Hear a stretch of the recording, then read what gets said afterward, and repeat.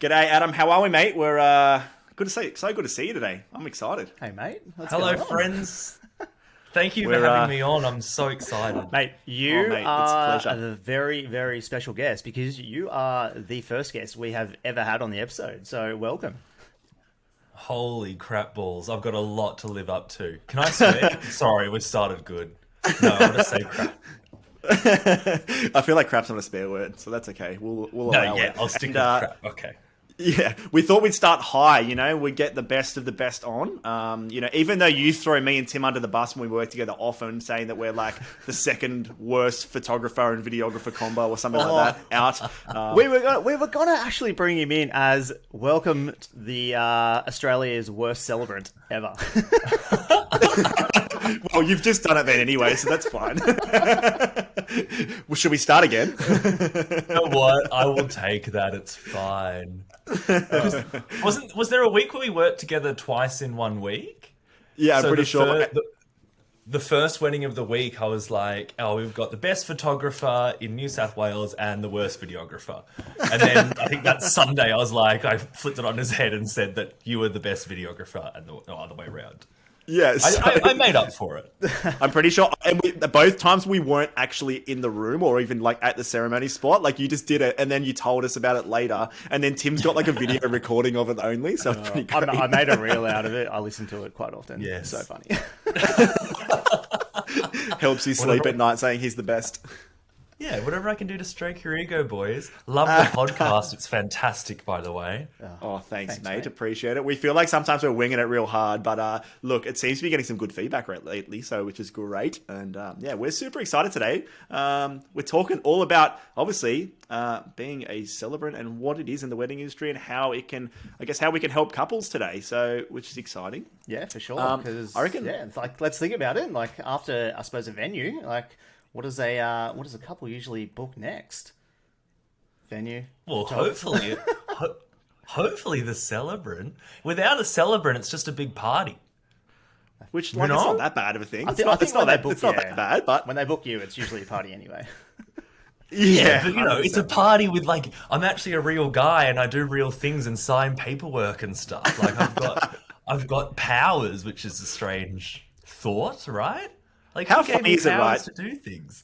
How funny is it when we're like, as vendors, we have powers, like random powers throughout the day of different things. Like you as a celebrant, you have a microphone and everyone like automatically listens to you. Like for me and Tim, we have cameras, like, and people are like, oh, he knows what's happening, right? It's important. So it's quite funny, isn't it? Yeah, there's something about holding a microphone that makes you feel powerful as well, It's the official talking stick. Did you have a talking stick when you were a kid? I'm one of 3, and if everyone was talking over each other, we had to hold the spoon to be able to speak. Ooh. Maybe we need that today. We might need that today. We might need to like put our hand up or something. Okay, I'm sorry. Yeah, I'll have the spoon. It's my pen. Well, let's dive into a little bit of rapid fire questions, just to get to know a little bit about Married by Adam, Mr. Adam Seeney, and what life's like outside of being a celebrant. So, Matt, do you want to kick off with the first one? Yeah, let's do it. So these are a quick fire question. So, favorite movie? Pulp Fiction. Oh, that was quick. Favorite food? Tacos. I've got a tattoo of a taco on my arm right here. What a man. That's my go-to. I love tacos. Oh, that is and so I've got good. a margarita here. If you're going to ask me my favorite cocktail, it's a margarita. Look at this guy. It's because you've never seen him not in a suit, pretty much. We don't know these things. I know. Coffee after 5. I literally have just finished my 3rd coffee of the day, and it's 5:40 as of recording time. Love it. Oh. This one's a funny one. What word do you have a hard time pronouncing? Ostracization. Is that even a word? Ostracize. I don't even know why I thought about that. I don't even know what word that is. Ostracization. Oh wow, he's come up with his own word. I feel like I say this on every podcast. I'm like, is that how you say that properly, or is that the right word? It's okay, mate. I understand. I have a lot of issues. Ostracization. My job is to speak in front of people, so I'm hoping there's not too many words that I can't. This is why we threw that word in there, because we wanted to test you. You passed. Come on, give me something hard. All right. What is the best non-curse word insult? The best. You cow. I call people cows a lot. You big cow. I called a guy. Yeah, that's on the highway the other day. I called someone a cow, and it felt really good. No, pig. Pig's bad. Like farmyard animals are bad, aren't they? I was drunk. Do you have time for a short story, or is this? No, this is rapid fire. Okay. Rapid fire. Let's get. All right. If you were to buy an exotic pet, what would it be? Maybe. Well, when I was a kid, I had Mexican walking fish. So is that an axolotl? An axolotl, yeah. Yeah. Okay. Cool. I would get those again because they disintegrated and it made me sad. What? I didn't even know that was a thing. That's hectic. Yeah. Okay. Yeah, last one. I feel like you're going to take this really. I don't know where this is going to go. What has been your favorite age so far, and why? I would like to say right now because I'm married and I have a baby and life is looking good. But I'm going to say 18 years old. I went on a backpacking trip around Europe for 2 months, and I do not remember a thing that happened. It was just like up until not sleeping for weeks. Like you can imagine, like. How and I just want to go back to that, Adam. Well, I don't actually. That wasn't a good guy. You don't. But hey, congratulations, mate. New bubba. Hey, that's exciting. Yeah, that's huge, man. Yeah. Well done. Little Iggy boy, he's doing well.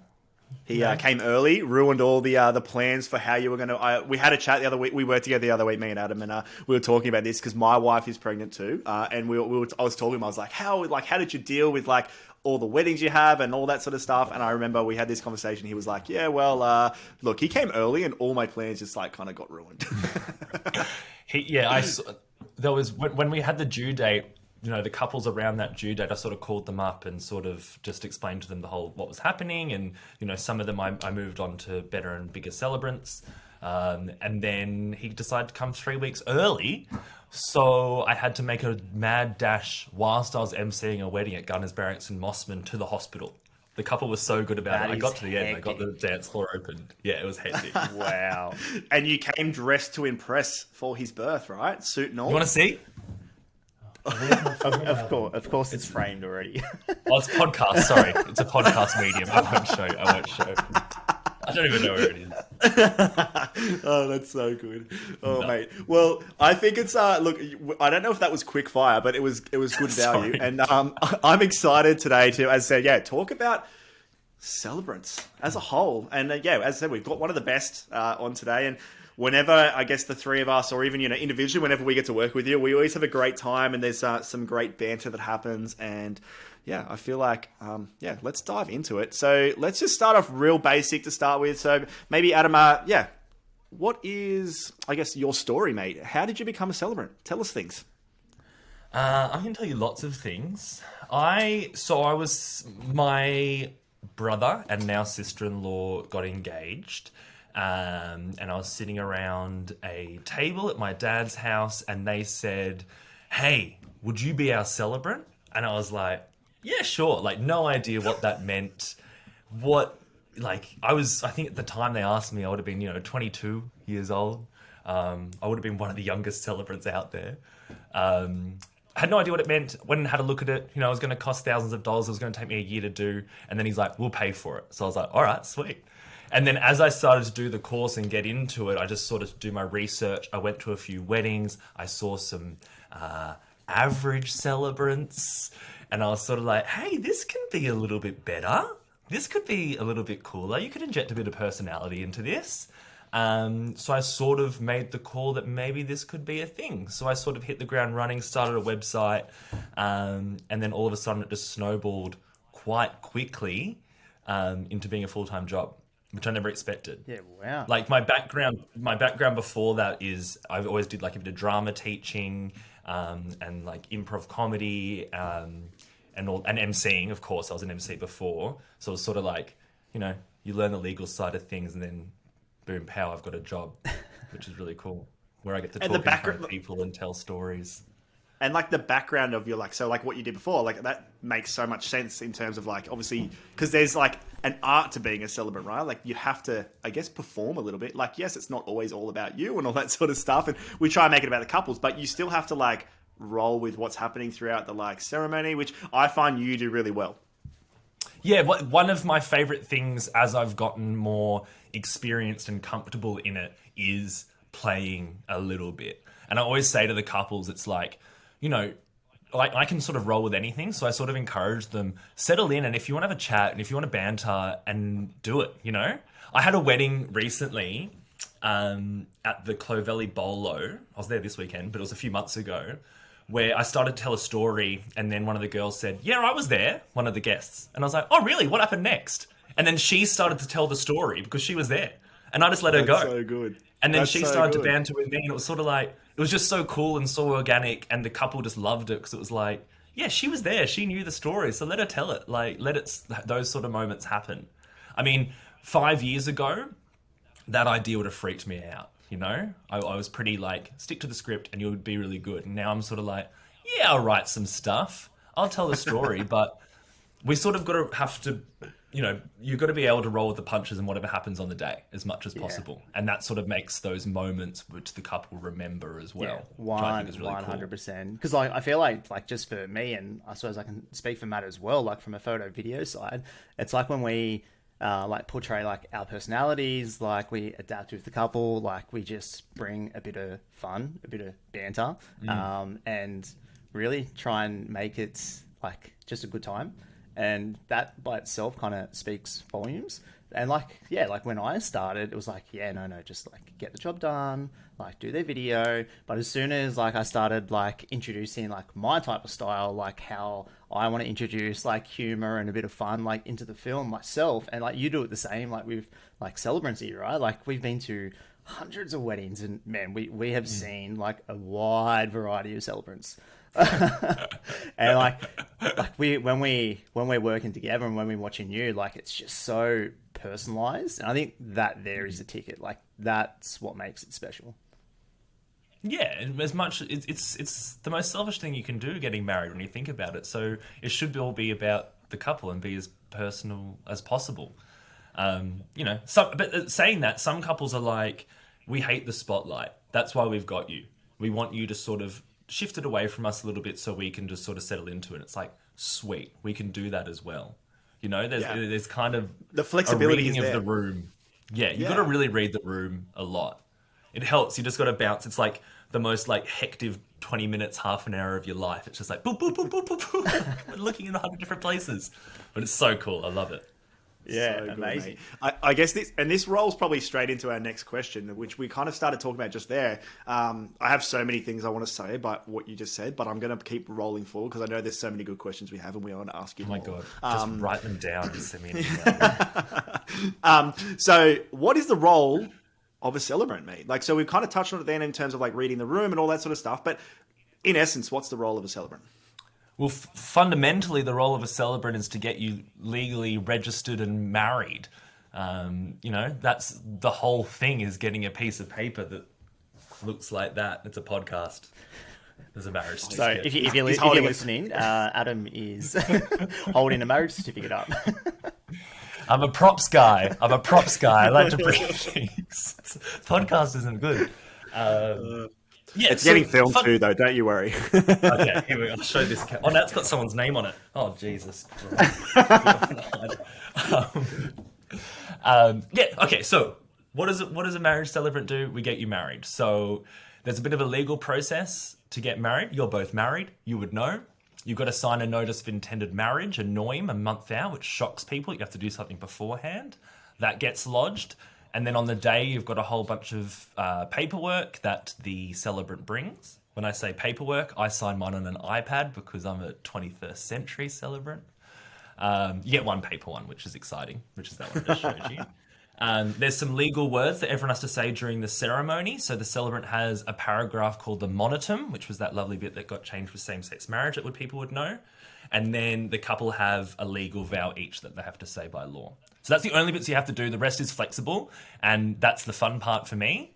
So, you know, the celebrant's main role is to lodge all your paperwork and get you registered. So after the wedding, I go home and have to do a whole bunch of paperwork, which is fun. And then, you know, my main thing is telling the couple's story, which we sort of hit on before. I sort of want to make it as much about them. I sort of like to, you know, make a big point of what are we doing here? We're here because they got engaged and there's this awesome, hilarious, or really romantic story maybe.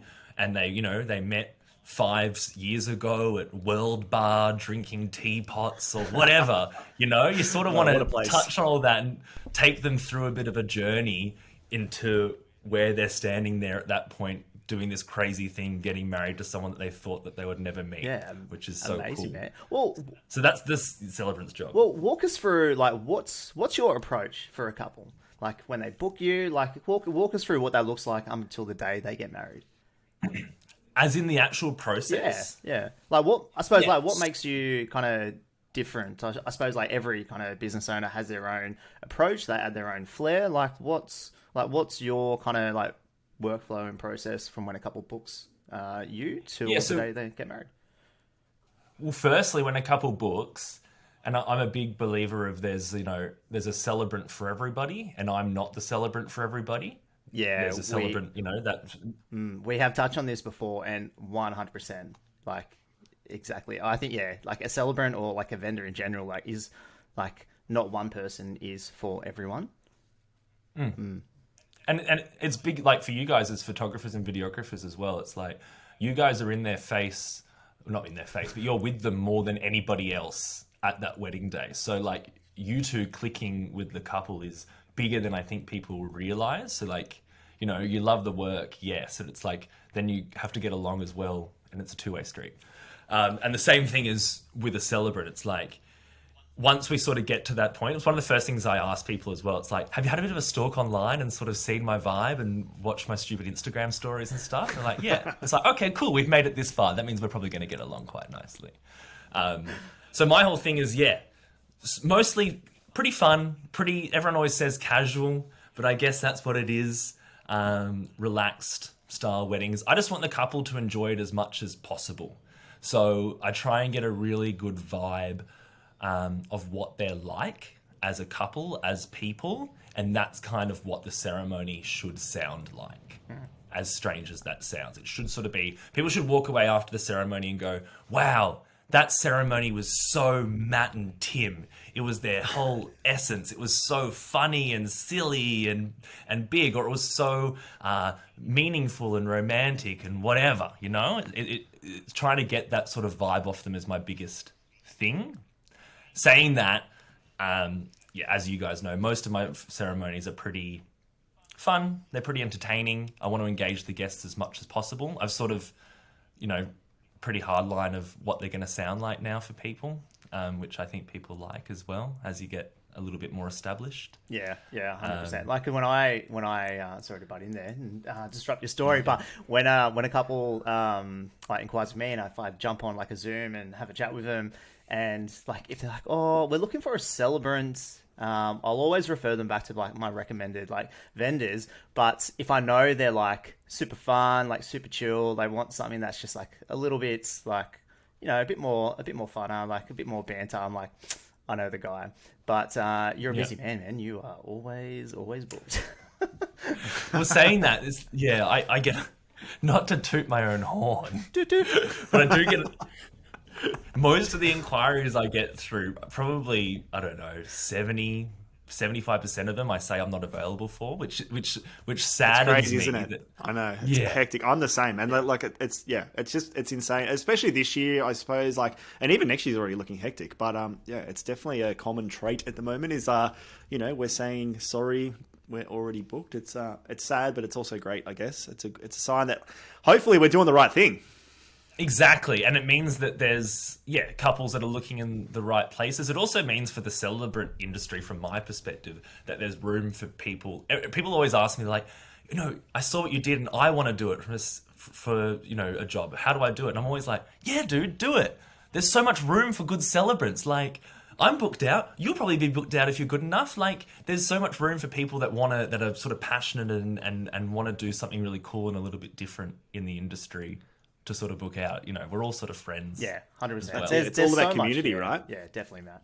There is so much work, like, for everyone. Like, I think if you have the right vibe, like, obviously you have the skill, but you also just want to do the best for your couples and provide value. Yeah. Yeah. I think what's really, like, just going back to saying, you know, we get booked out pretty quickly. What I've really wanted to push with couples recently that I've been telling people, because I get people that follow me on Instagram that aren't even engaged sometimes, and they message me like, when I'm engaged, you'll be my celebrant. It's like, cool. How man. good! I feel like that's such an honor, right? I have that too. People are like, "Oh, I'm not married yet," or like, "So I'm not even engaged, but my partner's gonna propose to me soon. I know it." And when that happens, ... or the best is, I'm not engaged. I don't even have a partner. So when I find someone, it's like, so yeah, good. cool, man. But yeah, like the reverse booking process. So like, and it actually can work. It's like, you know, I really want Adam, Matt, and Tim at my wedding. And they're all really busy. So what I'm going to do is go to my venue before I book it and say, can you give me a few dates? And then I'm going to chuck it at them and see one that lines up before I book it all in. And then, oh my God, I've got my dream vendor list, which, you know, doesn't happen so often because one of us might not be available or whatever. And you've ticked like 4 boxes, like on that saying yes to the venue. You've then ticked like 4 boxes and got like 4 people that you actually want there, which therefore is going to bring you so much joy on the day, which therefore is going to make your wedding epic, like regardless, because you're excited by what is happening and who is there. And I think like some couples, when I get those inquiries, like we don't have a date yet, but we're just looking at this venue and want to get some dates, feel like they're being annoying asking, but it's quite the opposite. I feel quite honored when someone asks me, what Saturdays do you have in August 2023 available before I book? Because I want you as a non-negotiable. It's dude, of course, I'll do anything for you. Like, I love you. Yeah, legit. Yeah, 100%. It's such an honor. I love it. Yeah, it's such a good feeling. Yeah, just like people like really like see the value in your work, and yeah, like I get it a couple of times, and we're like, oh, like we've seen you work with Matt a bit, and we've seen you work with Adam a bit, like, and we touched on it last week with reverse booking, and I'm finding it's becoming a little bit more common too, and it just like adds that like just that little bit extra kind of ability like within your planning to just get the vendors exactly who you want, and you're giving options like to all your vendors, like these are all the dates, like I'm sure there's going to be 1 or 2 of them that will work between all your vendors. It just makes the process so much easier, so you don't have to go through that same process with every vendor individually. So yeah, so if you're listening and you're looking for a celebrant, a photographer and a videographer, hit us up. We've got a group chat. Before you book your venue too. So good. So talking about booking then, Adam, what, like, obviously there's a lot of celebrants out there, just like there is videographers, just like there is photographers, you know, there's a lot of us. I guess, what advice would you give to couples looking for a celebrant? I guess, what's the difference between celebrant A and celebrant B? Well, firstly, the process between celebrants usually is the same. When you get on a Zoom with a celebrant, including myself, I'll probably talk you through the process. And if you talk to a few, you'll probably be bored of hearing about it. It's more of a vibe-based thing, I think. It's like, if I chat, I always do, well, not always, mostly I'll do an initial Zoom with a couple before they book so they can sort of just have a chat. And it's just like this. It's like, we just have a conversation. And then at the end, I'll usually say, I just wanted to jump on so you knew that I wasn't a psycho. So you knew that I was a real person. And that I was going to turn up, actually. Exactly. So the main point of difference is just personality. I try really hard to insert as much personality into a ceremony as possible. You know, if you're reading a script, you know, you've heard people get up there and just say things, but it's like really sort of project that and put it in and have fun and banter. That's what my thing is. Banter, you know, improvise, just have fun with it mostly. And you, I find like that's a massive, for me personally, looking at your ceremonies from a distance or from shooting them, like that's a big thing, like, right? I can really tell that you're wanting to like move around. You're wanting to like make sure that you're having a good time. You're not standing there holding your iPad to your face, making sure you get every word correct, right? And I think that definitely makes a huge difference, and it definitely changes the vibe. Like everyone is like listening to what you're saying. They're all wondering where you're going next and what's happening. You know, it's not so much of like this, like you're standing there holding your iPad 2 hands and you've got your wireless microphone coming to your mouth and you're talking away. I'm not wearing a bloody wireless Madonna mic, Jesus. And I think it also shocks people. And I was talking to celebrants recently who they were talking about where they stand, and they're all like, except for you, Adam, you just go everywhere. It's just like at the start of the ceremony, I'll sort of walk up and down the aisle and actually around the guests whilst I do my housekeeping, just to sort of engage everyone a little bit. It's a purposeful. Yeah. I do it on purpose. Like the first part of the ceremony before, if the bride's walking in, I'll have a bit of a chat with everyone, and I'm really just sussing out the crowd. I want to know if they're going to be loud or they're going to be a little bit more reserved and quiet, which is fine, and enjoy it in a different way. So I walk up and down. If someone wants to chat to me, we have a bit of a chat on mic just to sort of suss everyone out and see where we're at. And it also, I think people find it really disarming, especially if they haven't been to many, of the new age sort of celebrants. They're a bit like, oh my God, why is he looking at me in the face? He should be up there wearing a funny hat and putting water on their faces. Oh, you keep me on my toes. I like doing video. You keep me on my toes during the ceremony because I've got to like make sure I know where you are, because if I look away for a second, you could not be in the same spot. Mate, you should see me MC a wedding. I'm everywhere. Oh, it's dangerous. We were together the other day. I was MCing a wedding on Saturday night, and the DJ tried to give me a corded microphone, and I was like, well, what if I want to walk? He goes, no, you have to stay here. I'm like, I'm not having that, thank you. I will yell. Next thing you know, my own PA. He's running away with the corded mic and pulls the whole DJ decks over and all. It's something I would do. But there is something about that, like, sort of, that engagement with people. We're all people. I love it when people talk to me, but also there's people that hate it, and that's fine as well. I never put anyone on the spot, especially the couple that don't want to be put on the spot. That's the worst thing in the world. It's like going to a stand-up comedy show and they want to talk to you and you sit in the front row. It's like, no, please don't look at me. I'm not interested. And that's fine as well. That's totally fine. Yeah. So is this like, I suppose, like going back to like in your booking process, is this something that you get a feeling of like from the couple like before like the day? So you kind of know like their vibe, what their personalities are like, and then you kind of adapt their ceremony to kind of like suit them. Yeah. So we have a couple meetings before. We'll have that initial meeting, and I'm furiously writing notes during that meeting. So I'll just sort of get them to talk me through the day, what they've got planned, what their sort of vision for the day is, that sort of stuff. And just the way people talk about it gives you a lot of information about who they are and how they sort of interact with each other. I sort of psychoanalyze them, even though I've got no credentials to do that. And then, about 3 to 4 months out from the day, I have another meeting with the couple.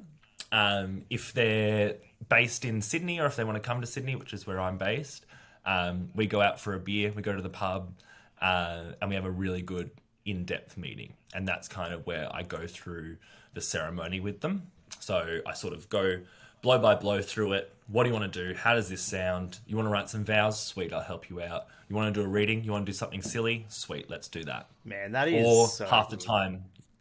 Yeah, half the time they're like, we've got no idea. Just we want to have fun. We want it to be cool. So it's like, okay, I can do that too. That is creative license. How good. That is so personal. Like I love that.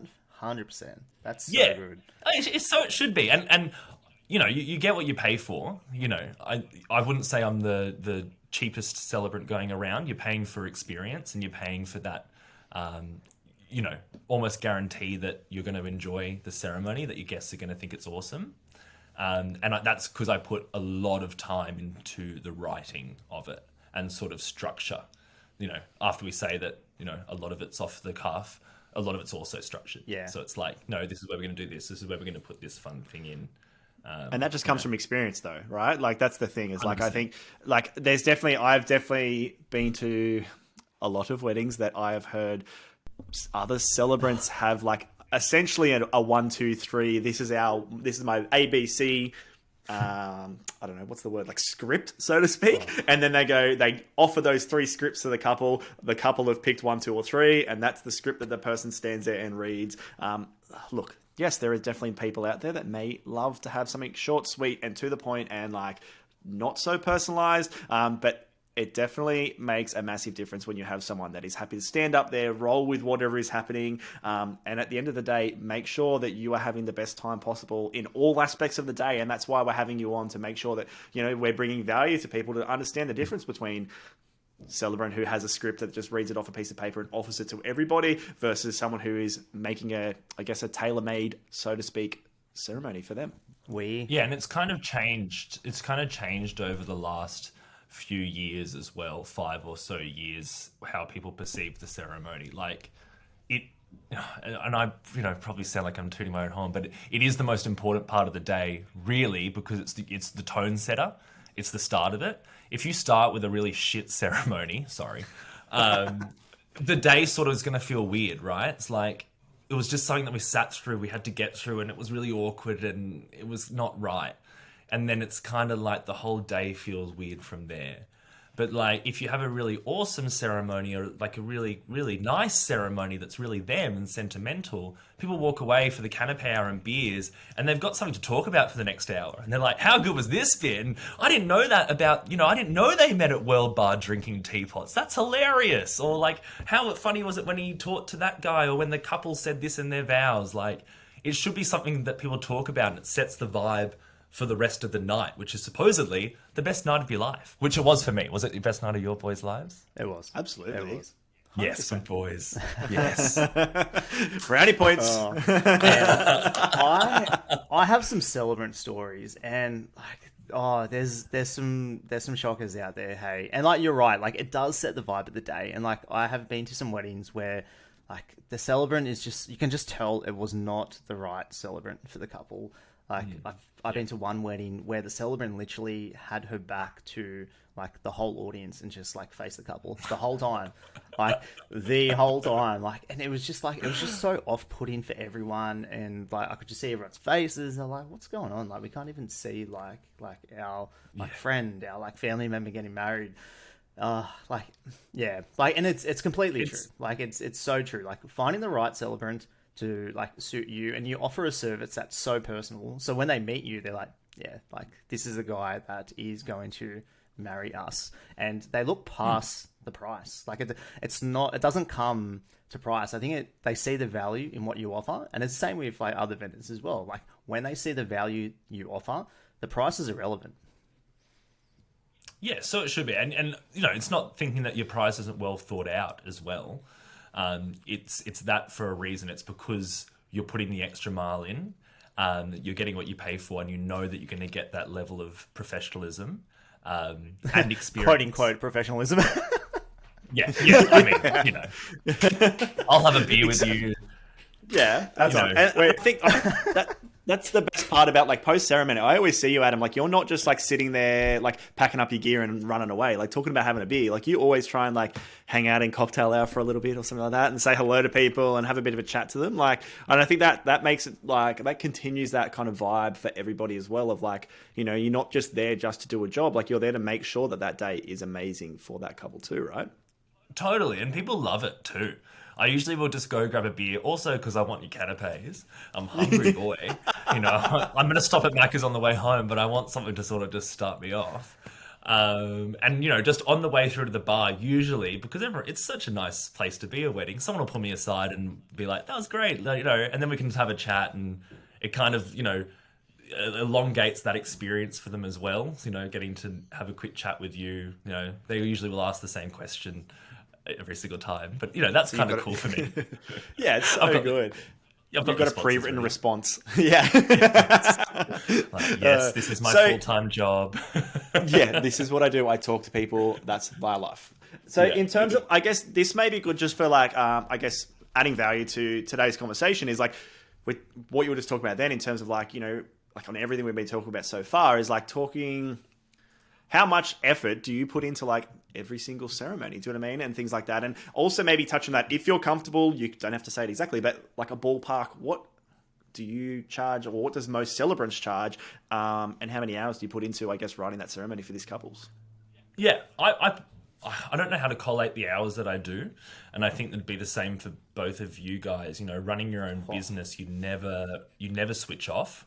Which, you know, I've always got emails coming through. I've get texts, people message me on Instagram, all that sort of thing, which is fine. You know, it's just all part of it, running your own business. You sort of pick and choose your hours as well.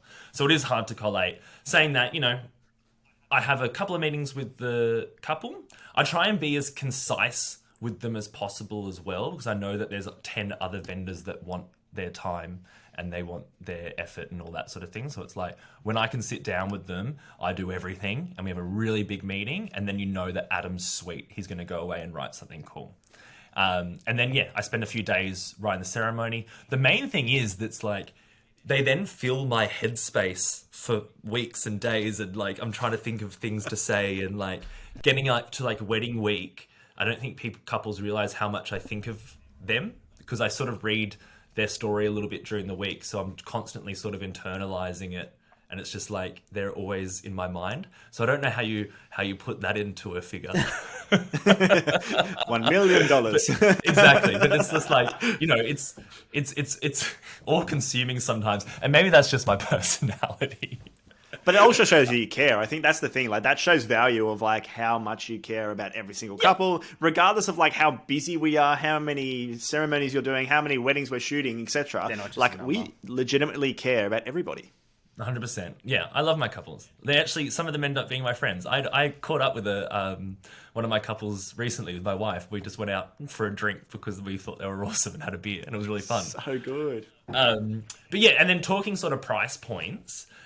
There's always been this old sort of, and I look at, you know, those wedding Facebook groups, and people talk about, you know, what you want to charge for pay for a celebrant, and everyone's always like, you know, $800 for a celebrant, which is like, so cheap.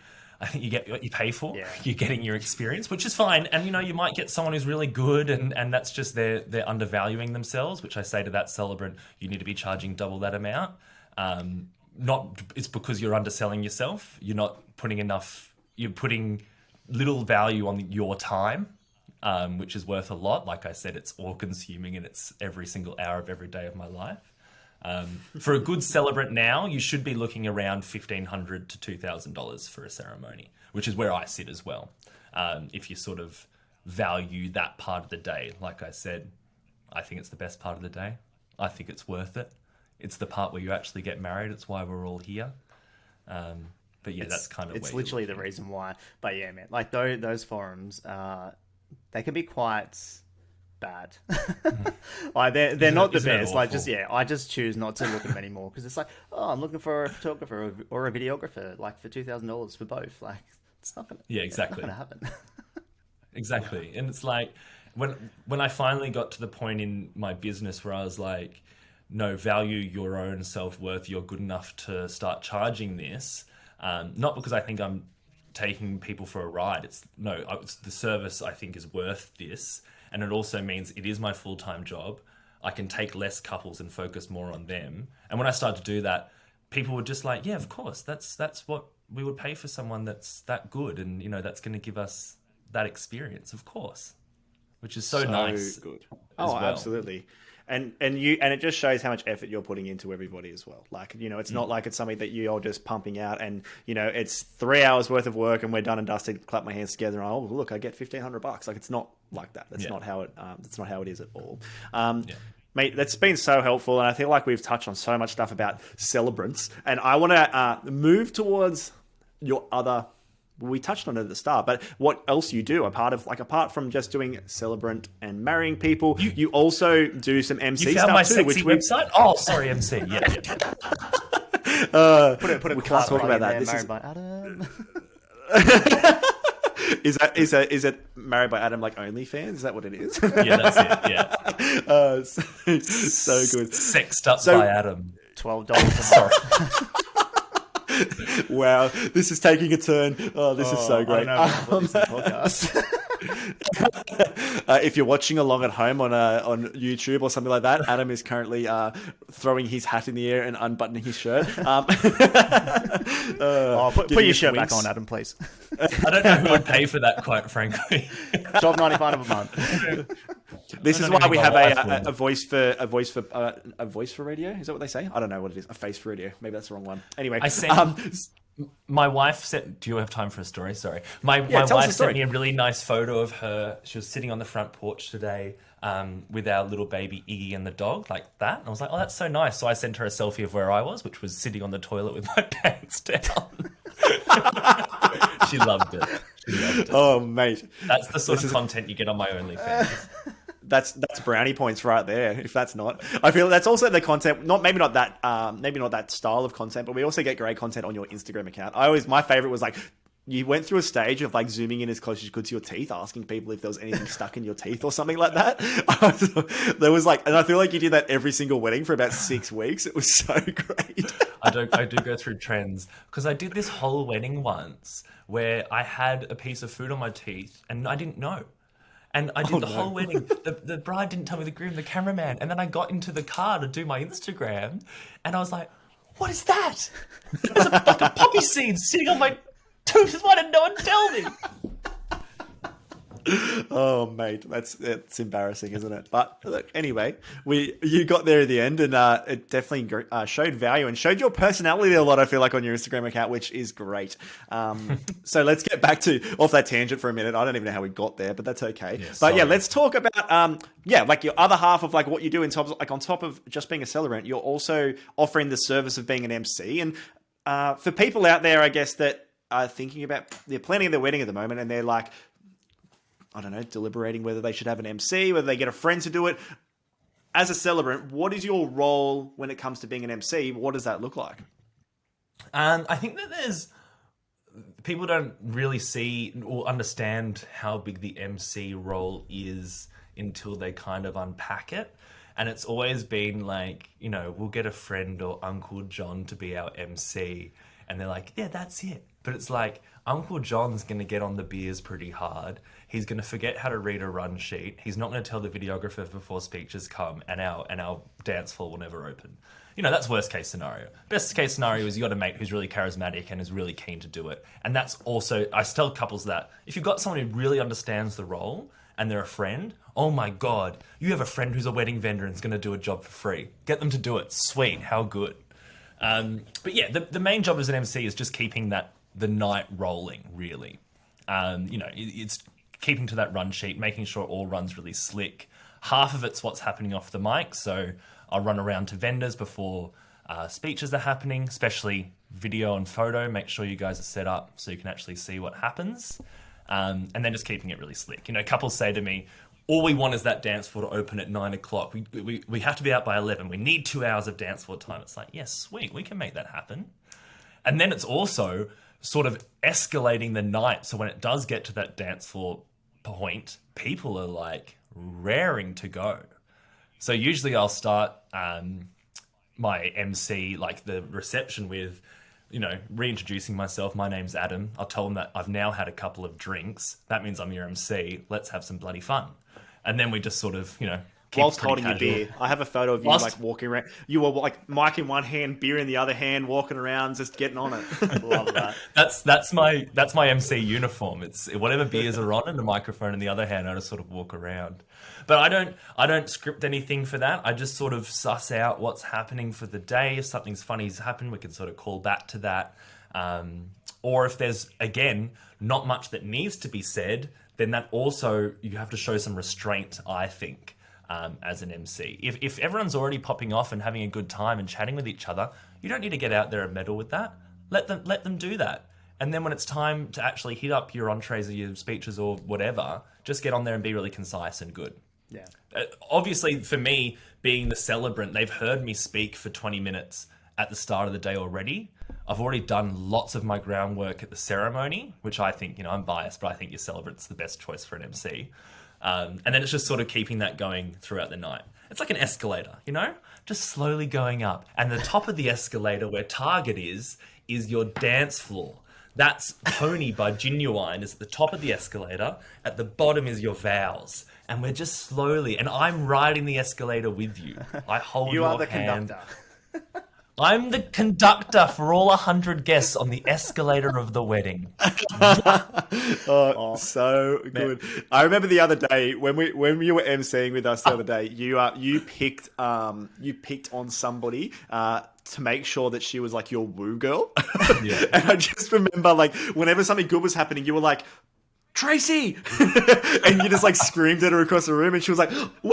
And she was just like, she just started wooing instantly and clapping her hands, and it was just like that makes such a difference in terms of like making sure the vibes are high. So when someone like you can do it because you've had like rapport building throughout the day, and I guess one of the questions I was going to ask was like, what's the benefit of being an MC and a celebrant? But you've already touched on that for us. I feel like purely, that whole like spiel you gave us was like, perfect. He is the conductor. Totally. Yeah. And totally, like, I probably MC, people ask me, like, how often do I MC? I probably MC at least half of the weddings I do, if not more now. I do quite a lot. So I sort of know when I'm coming to a wedding, if I'm MCing for the night, how to approach the ceremony as well, and maybe do even a little bit more or less rapport building based on that. But that's like... during, if you had an MC that came in cold, you would do a lot of ice breaking at the start of the reception to sort of get everyone on side.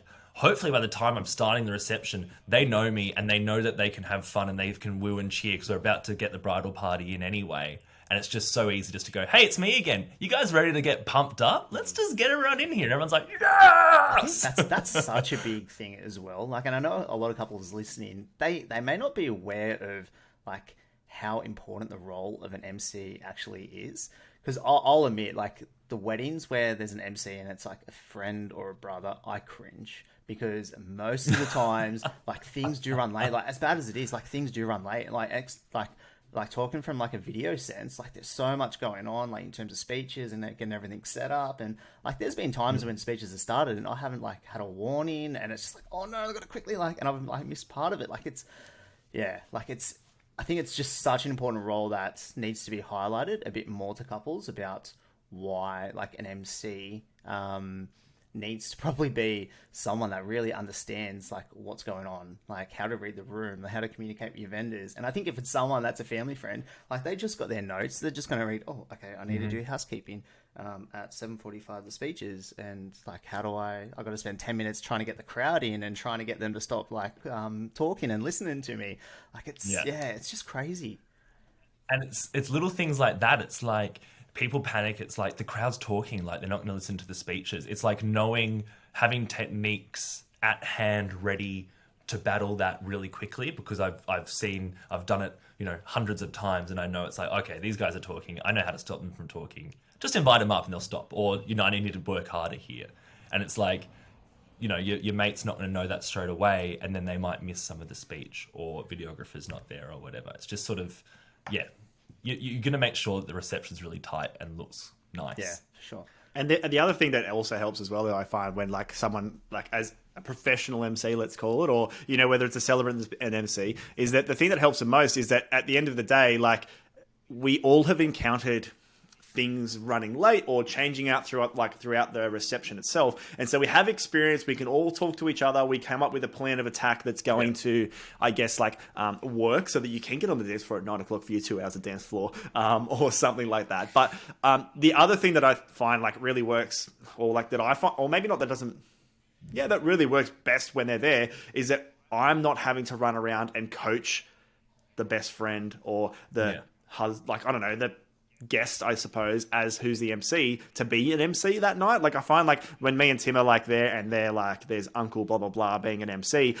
I'm having to, like, coach him and talk to him, and if things are changing, I'm gonna have to go and tell him this is changing, and he's asking why is it changing and what's happening here, and I have to then go, well, this is what's happened, and explain it all. Where if there's someone there who does it all the time, they go, oh yeah, sweet, and they just roll with it. We go, oh, okay, cool, we're gonna push this to here, and we're gonna do this here, and they're still gonna get on the dance floor at 9 o'clock. Totally. And I just feel like it's such, like, without you as the couple knowing, it's so much more professional, and things are still running, and you're getting everything you want done in the whole day at the correct time, and everyone's happy. Yeah, like, and exactly. Yeah, and sorry, like, this, I think it comes down to, like, we're just trying to show, like, what the options are, and, like, our opinion and what we think would run well. Like, if you do want your like friend or family member to be MC, that's cool. Like that's completely fine. But like this is maybe just what you need to be aware of, like of some of the like conceptions like that may or like may not happen. But as long as you're aware, like you can make a more informed decision.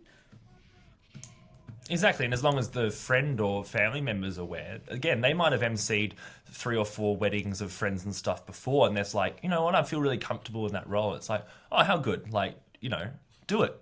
That's cool. But then for the other couple who's like, no, we don't really have someone, or we're kind of pushing this guy in, but he doesn't seem to quite understand. It's like, okay, that's kind of where you might hit rocky road if you really want this to run quite smoothly, and maybe you need to consider it. I get so many couples ask me, because I usually, when they inquire, I'll send them back a quote, and I'll sort of like, and let me know if you need an MC as well, and it sort of didn't dawn on them maybe. And then when we have a chat, they're like, so what would we need an MC for? And I sort of talk through everything we've just chatted, and their like eyes are like, wow, that's something we never thought of. Maybe we do need that. And then all of a sudden they're like, yes, we do need that. It's like, cool. I'm sort of glad that I could help you out. Oh, so good. And it's like, it's good for you just in general, just to like be able to like, I guess from a business point of view, being able to upsell that a little bit as well, which is great as like, and you're already there. So it's not like in the big scheme of things, it's awesome. Yeah. Yeah. Yeah. It was one of my favorite things when I started doing it. I was like, oh, this just makes so much sense to be here for longer and do this. Yeah, so Yeah, good. and like I think that they are like, for me especially, like they are the better weddings. Like really, when things are just going a lot more smoothly because you've got professionals and vendors in there that can adapt to the situations.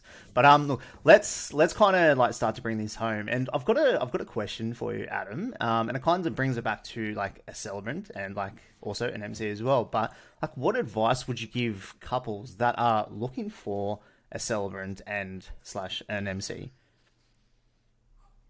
Just look for someone who you think you could be friends with, that you feel comfortable standing up there and, you know, what people say is the biggest moment of your life, doing all the important stuff.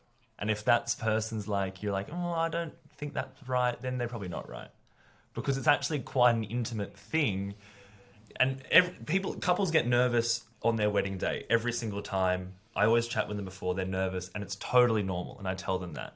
And half my job is just to set them at ease and make sure they actually enjoy the ceremony. So try and find someone who can do that for you. If you know that you hate being in front of people, you know, try and find someone who you think is going to calm your nerves and sort of make you feel comfortable and sort of feel like just a friend's up there chatting with you. That's what I would be looking for. Amazing. And like, it's so funny, like the similarities, like obviously like we're not a celebrant, but like the similarities that we also like apply like with our own couples as well. Like, yeah, I love it. It shows a lot about obviously why you're considered such a good celebrant, and maybe why you were invited on MAFS as well. Oh, there it is. We had to throw it in there, mate. The old superstar himself. Yeah. Oh, let's hear this story. I have not heard this. Like, how did this happen? If for those listening, if you don't know, well, you probably do know if you watch MAFS, but Adam is a MAFS celebrant. That makes him like extra good. Yeah. That No, adds it an doesn't. extra 1,000 on his package. Joking. It's so funny. I did MAFS ironically, right? Because let's be real, I don't like the show. I shouldn't say that. The MAFS producers are going to come after me. And I was sort of like, you know, that's funny because it's so not my brand, but I'm going to do it anyway, kind of ironically. Don't know if that came off, but the amount of couples who I'm at a wedding and the couple's like, that's our celebrant. He's a TV celebrant. I'm just like, oh, Jesus Christ. So good. But how did it come about? I can't even remember. I'm pretty sure a producer just called me out of the blue and was like, hey, we need a celebrant for a secret TV show. And I was like, is it MAFS? And they're like, we can't tell you. And I was like, it's MAFS, isn't it? All of a sudden I'm being mic'd up and there's a producer talking in my ear and I feel like Osher Ginsburg and I'm in front of all these people and cameras. It's pretty cool. It's lots of fun. Do they put a little headpiece on you? Do they? So while you're doing your celebrant act, they like talking to you. Wow, Yes. That's insider information. That's hectic. Yeah, I probably have already said too much. Because, like, is it... I haven't heard it from you, but, like, is it true that they do, like, multiple takes, and then they wait to get the right reaction? This is a rumor that could be true, Tim. That's all But I'm he can't saying. tell you because Wink, otherwise wink. they'll come and find him. Otherwise, I'll go to jail. But have I done things I have signed a more than once non-disclosure. before in general? Yes. Okay. Maybe that's like the part where we always joke about. Like, I feel like I always joke with all couples in general about like the bride will be like, if he doesn't cry, I'm gonna make him do it again. So maybe we'll just be like, oh, just like happens on maths. Maybe not. Maybe not. No, it's all real. They're really in love. They're really married. Oh, it's podcast. I'm winking. Oh God, I said that. But the sound effects were great. That's going to be the outro to the whole podcast of you making that sound. That's actually the theme song to my OnlyFans, Sexed by Adam. So you got to cut all that other stuff out. Mate, this has been such a good time to be able to chat with you and dive deep into what it is to be a celebrant and what it looks like, how we can bring value to our couples, how we can make sure that their wedding is epic. Mate, maybe just before we sign off, tell us where our couples can find you and find more about you. At Married by Adam is the Instagram. marriedbyadam.com is the website. And, do you want to know my address? What else do you want to know? No, that is perfect, mate. And look, definitely jump on. If you don't follow Adam already, jump on his Instagram. Go and see what he does. He always puts up some great stories of goodness. You can see his personality through his website. So damn good. And I feel like it's brought, even when I watch your stories, it always gives me confidence to like jump on my own stories and be a little bit of a idiot sometimes and not be scared about it or something like that. And just, really show my personality through my Instagram as well, which is great. And I love it. And it's been so good. Don't to chat take to you life today, too mate. seriously, man. That's it. That's it. Love it. Get the taco tattoo. Get the maybe me and Tim need to get matching taco tattoos to you, mate, and then we'll be actually best friends forever. I have to Oh my God. The dynamic trio. That's what a We couple could of actually couples get have said. matching tattoos. Ooh, my wife will kill me. Yeah. Right? Oh my God. We'll do it without Don't tell her, our wives. and she won't know. Why are we all whispering? Oh my God. I'm so She's in excited. the next room. And it could be, it'll be our names together. Oh my God, I'm going to go write it down and figure it out. And then we'll go get You make a drawing, send it to our group chat, and then if you want to book all three of us, we'll add you to our group chat as necessary. Do couples stay in the group chat and there's just like this big ongoing group chat? It's our community. Best friends love forever. that. Let's build our community. 100%. Yeah. Wow, this is interesting. All right, I love it. All right, let's sign out here. All right, thanks for listening, guys. We do hope this provided a lot of value into the life of a celebrant and with Married by Adam. Thanks a lot for coming, mate. We really appreciate it. And if you loved what you heard today, we would love you guys to let us know how you think we did. Give us a review. Give us a bit of feedback. We'd love to know. But anyway, thanks, guys. Thanks for listening. See ya. Thanks, Adam. Well, thank you. My wife just texted me from the other room saying, do not get matching tattoos. And signing out. Bye.